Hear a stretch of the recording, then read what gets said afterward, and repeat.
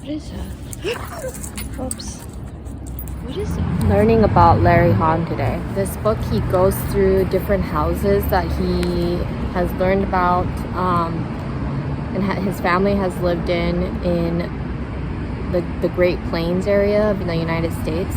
And one thing that I found to be kind of interesting, I'm very familiar with, not familiar, like I don't really know much about it, but I used to see Japanese cranes growing up because I used to live in Japan. You know, it's very common to see them there, like especially if you go to Kyoto.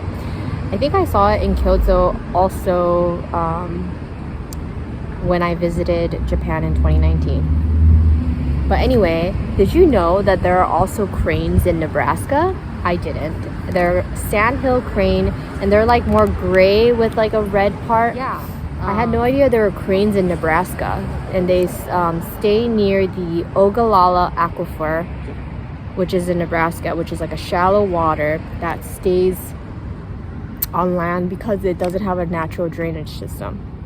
This is a black and white picture of them. Isn't that so cool? I have a tattoo of a crane next to my mom's name.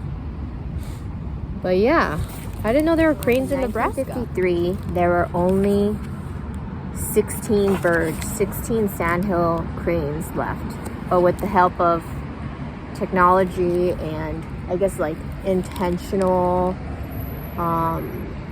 aid to grow their population, there are now hundreds of these sandhill cranes, which apparently are the tallest birds in our country, in USA. Another thing that I just saw that was really interesting that he just talked about is like Native Americans have a philosophy that speaks to me. They tell us not to do anything until we consider how it might affect the livelihood of the next 7 generations. Apparently, you can still build straw bale houses today, and I think they do. It's called Nebraska style, where they lay a concrete foundation and put the bales on top of, I don't know what height the concrete foundation is, just so that if there's like moisture and water from the rain, it's not like eating up and molding, growing mold at the hay, aka straw. 2x6 sills are placed directly on the foundation, and then the 2x6 floor joists were directly on top. So back then they weren't bolted in place, so the floor would bounce, and the ceiling joists back then were 2x4s, and they were also not bolted, so the ceiling would droop and sag. Scary.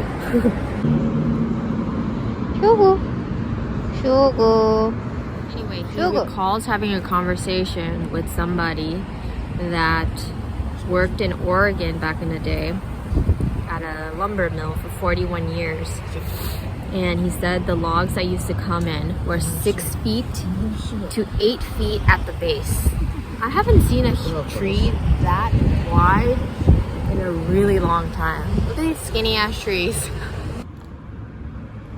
That tree over there is probably the widest tree that I see. Vince thinks it's 3.5 in base or circumference. I think it's 4.